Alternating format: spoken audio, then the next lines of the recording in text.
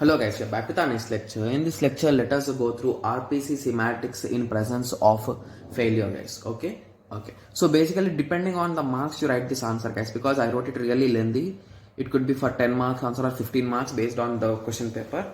Okay. Yes, it should be a single LAQ. If it is a mixed LAQ, please shorten the answer. There is no need for writing this whole explanation also. Okay. Yes. So first, let us go through what is RPC, guys. So RPC is nothing but a remote procedure call. So from one system, you will be calling a procedure which is located in another system. So that is nothing but remote procedure calling.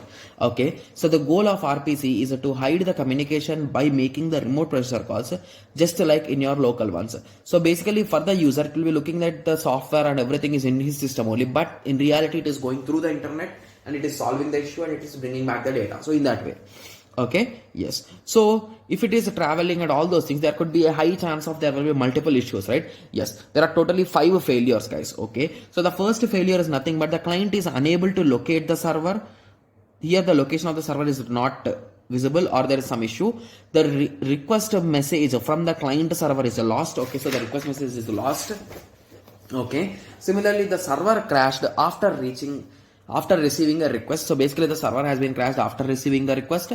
The reply message from the server to the client is lost. Okay. So the client crashed after sending a request. So basically if you observe these 5, there are all the combinations, guys. Right. So even you can remember them really easy. So there is nothing to worry. Okay. Yes. So let us first discuss about the first type, guys. So the first is nothing but client cannot locate the server. Right. Yes. So basically here it is nothing but the client is not able to locate the server.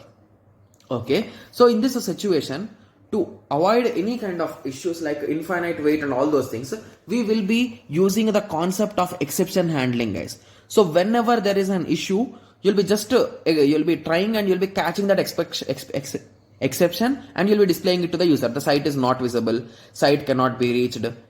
Like that. In that way, you can get some errors, guys. Okay. So assume the server is down and the client is requesting for the website. Then instead of loading for infinite time, so basically there is no response from the server, right? So instead of waiting for that particular time for a long time, we can show an exception stating that page cannot be reached. So this message I think everyone's seen at least a few times in your whole life, right? Yes. Okay. So basically this is currently used in our current days also, guys, this process, right? So basically they will be setting a specific time of around 1 second or 2 seconds or 5 seconds or 10 seconds. And if there is no response, it will be showing this as a message. That's it. It will not wait for as much time as the server is responding. Automatically you will be closing. Even the server is active also, this might happen. Okay. Similarly, lost a request message. Okay. So with the concept of acknowledgement and timer, we can solve the lost request message, guys. Okay. So that's really simple, right? Yes. So whenever a client requests for something, he will start a timer, and if he did not got a reply, then he will retransmit again. Okay. So here the request is lost, right? So assume that you are the client and you need some file and this is the server. So you sent a request and without your notice, there is a loss of that particular request, guys. Okay. So it is lost now. Right? Yes. So you will be starting a timer of around, assume that our timer is 30 seconds. So you will wait for maximum 30 seconds. So you will wait for that timer, and after, in between the timer, if you did not got your required files, you will be just retransmitting this value again, guys. So this time you'll be getting the data. So you'll be assuming in that way, right? Yes. So the advantage is that server will never know the packets are retransmitted. Okay. So basically server thinks that it is requesting again. So it needs again. But it doesn't know that the client is having some issue or some kind of loss occurred and the server is thinking in that way, right? Yes. So this is a lost request message, guys. Okay. Similarly, server crash. I think this is the lengthiest topic in this whole part, guys. So server crash. So basically server crash. The server will crash with some issue, guys. Okay. So in the server side, we have 3 different cases, guys. Okay, so the first case is a success and the next 2 cases are crash, guys. So there will be no reply in crash. So that is the main thing that you should remember. So whenever crash occurs, there is no response from this server, guys. Similarly, here also crash occurred, hence there is no response. Okay, whereas in the normal situation, the request comes, the server will receive it, the server will execute it and will reply it. So this is the 3-step process, you can say. Okay. Yes. So here it is successfully done. So here crash occurred after execution and here crash occurred before execution. Okay. So here, depending on the case of a crash, the operations done by the server will vary, right? Because here the execution is done. So just a retransmission of reply will work, right? But here execution is not done. So request of message should come again. So this is a two thing that you should remember, guys. Okay, I think I have written them in English, don't worry. Okay, so case 2. As the execution is done successfully by the server, then just resending acknowledgement or reply will be enough. Similarly, in case 3, here execution is not done. Hence, server needs to request again. That is nothing but client needs to request again, guys. Okay. So hence, based on this, client cannot identify the requirement. So basically, client doesn't know all these things, right? So there is a crash. Which crash has occurred, whether it is a reply, which type of reply did we get, right? Yes. So to avoid these kind of confusions, we will be having a small table, guys. So in which we will be using 3 values to store. Okay. So hence, to avoid these confusions, we divide the process into 3 different events. Okay. And based on this order, we decide what happened. So if you observe here, send the completion message, that is nothing but M, print the message P, crash is a C. Send the complete message is nothing but you are saying that the process has executed successfully and you sent the message M.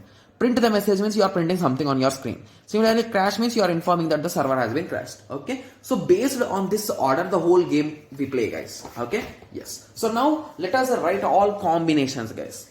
So it could be MPC, it could be MCP, it could be PMC, it could be PCM, it could be CPM, it could be CMP. Right?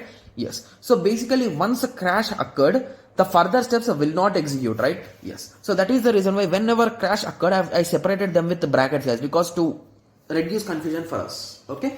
Yes. Similarly, first let us go to the first step, that is nothing but MPC. So these things just you can write them blindly, guys. There is nothing specified here. So a crash occurred after sending the message, completion message, and printing the data. So you're just writing this in terms of words. That's it. So crash occurred after sending the completion message, before printing the message. So you can write in that way also. The sentences might be written in your own way. There's no issue with it. So completion message has been sent and a crash occurred before only the message has been sent as well as the printing has been done. So similarly, you can write for the other two also. Crash has been occurred, okay, before only the message has been printed, but the message has not been sent. Okay, so in that way you can say, right? Yes. Similarly, here the system has been crashed, none of the operations have been done, right? Similarly, system has been crashed and none of the operations have been done. Okay. Okay. So based on these observation, we will be filling a table, guys. Okay. So this table will be defining the values, whether it is which type of issue. Okay. So here on the client side, we are having 4 operations, guys. So the first operation is always. So basically, if a crash occurred, you will always give one more chance. Similarly, never. If a crash occurred, you will never give a chance. Only one chance. That's it. If it is crashed, okay, done. Right? Yes. So the third is nothing but only when acknowledged. So basically, whenever the server will reply that, okay, I did not got the packet, please send, please send. So in that situation, you will send. Similarly, only when not acknowledged is nothing but when there is no acknowledgement, you will send. It could be a bit funny, but that's the truth, guys. Okay. Yes. So basically, you might be having, okay, so what will send acknowledgement here? So the message is nothing but the acknowledgement, guys. M. Message, print, and C is nothing but our crash. Okay. So here the server we divided into 2 different tables, guys, as we are having 6 combinations. So based on the occurrence of MP order, we have separated them into 2 different tables. Okay. And we wrote all the combinations here. Okay, and remember these 3 things, guys. So 0 is nothing but the number of times the text is called, that is 0. OK is exactly once and duplicate is twice. Okay, yes. So guys, just observe carefully. I'll be just giving you tricks to solve this, guys. Like, there is no need to remember it directly. You can just using this trick you can solve within seconds. Okay, yes. So here we are saying always you should send, right? Yes. So here crash occurred before only we sent a message. So here we will be getting one message. Here it is always, so you will be adding +1. So remember, guys, in always you will always add +1. Remember, in that way also it will work. Okay? Yes. So count before crash, how many messages are there? Only 1. So 1 + 1 is 2. So 2 means a duplicate. Similarly, MPC. Before crash, we are checking print, right? Sorry for that. So before crash, we are having only one print. So it is 1 plus 1, that is 2. Similarly, before crash, we are not having any print messages. So the value is 0 and 0 plus 1 is a 1 and 1 is a nothing but okay. Yes. Similarly, before crash, we are not having anything. So it is nothing but 0 plus 1, it is 1. That is okay. Similarly, before crash, we are having a print. So print means 1. So 1 plus 1 is a 2. 2 means duplicate. Okay. Similarly, before crash, we are having one print. So 1 plus 1, it is 2. That is nothing but duplicate. Okay. Similarly, before print, we are not having any. So it is okay. Yes. Okay. For always, we will not send, guys. So basically, we are not giving any more chance. So we will be adding 0 or we will not add anything. Okay. So if there it is there, it is there. That's it. Or simple trick could be just to subtract 1 from always, guys. So here it is duplicate, so it is okay. Here it is okay, so it is 0. Here it is okay, so it is 0. Here it is duplicate, so okay. So here it is duplicate, so okay. Here it is okay, so 0. That's it. Minus 1, that's it. So because here you added plus 1, so here we are doing minus 1. That's it.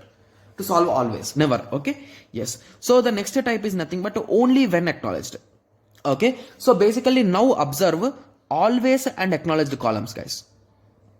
Okay. Yes. So whenever the message is before, okay, so the message is before crash, you will be writing exact, guys. So before crash only we are having, so I wrote exact. So before crash only we are having message, so I wrote exact. Before crash we are not having message, so I'll be subtracting 1. So in this also you'll be subtracting 1 only, guys. Okay. Similarly here also, before crash we are having message, same. Before crash we are not having message, so subtract 1. Before crash we are not having anything, so subtract 1. Right? Yes. Similarly, only when not acknowledged. So basically the reverse, guys. Okay. So for this easy, we will be using never, guys. I think using never will be better. Okay. So I'll be using never with a small trick, guys. Okay. Yes. So only when not acknowledged. So whenever the message is after crash, then you will be adding 1. Right? Yes. So now compare never with never. So after crash we are not having, so exact same. After crash we are not having message, so exact same. After crash we are having message, so add 1. That is nothing but okay. Similarly, after crash we are not having message, so same. Okay. Similarly, after crash we are having message, so increment by 1. Yes. After crash we are having message, again increment by 1. So that's it. You filled the table. Simple, right? Yes.